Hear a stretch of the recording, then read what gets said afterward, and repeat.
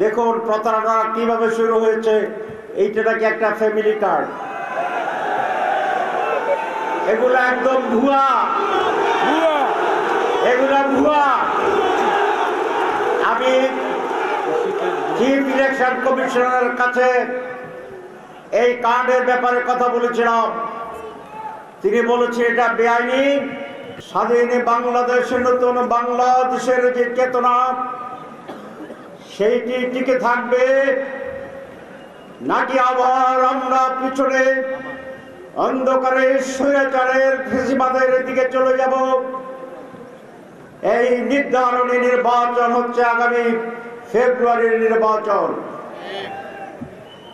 হাসনাত বলেছে এই যে বিপ্লব, আমরা মাথা উঁচু করে দাঁড়াতে চাই। একটি দল নতুন করে ভারতের সাথে আপোষ করে আবার দেশ শাসনের জন্য বাংলাদেশকে বিক্রি করে দিতে চায়। এদেশের মানুষ 4 কোটি যুবক এটা হতে দেবে না ইনশাআল্লাহ। আমাদের সরকার হবে দুর্নীতির বিরুদ্ধে জিরো টলারেন্স।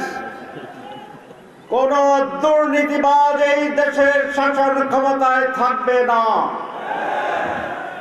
এদেশের মানুষ চাঁদাবাজদেরকে আর ভোট দেবে না,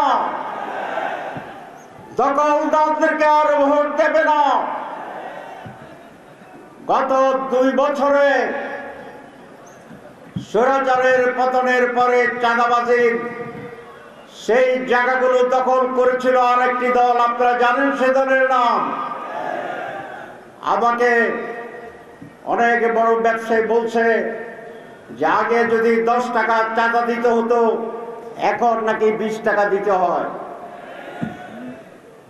চাঁদার শিকার এই দেশের রিক্সাওয়ালা, ছোট দোকানদার, বাস স্ট্যান্ড, বালুর ব্যবসায়ীরা, সকল মানুষ চাঁদার এই জ্বালাতনে অতিষ্ঠ হয়ে আছে।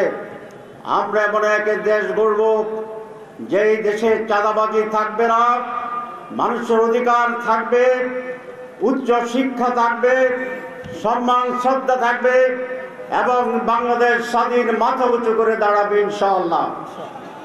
সম্মানিত ভাইয়েরা আমার, আজকের এই বিশাল সমাবেশে আমি দেশীয় বক্তব্য দিতে চাই না।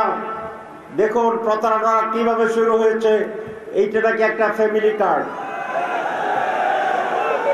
এগুলো একদম ভুয়া, এগুলো ভুয়া।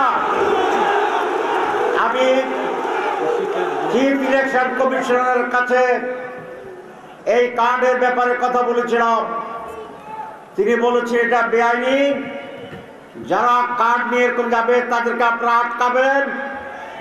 এখানে ওসি সাহেব আছে, আমি ওসি সাহেবকে বলবো এইগুলা আমাদের নির্বাচনী বিধি আচরণ ভঙ্গ।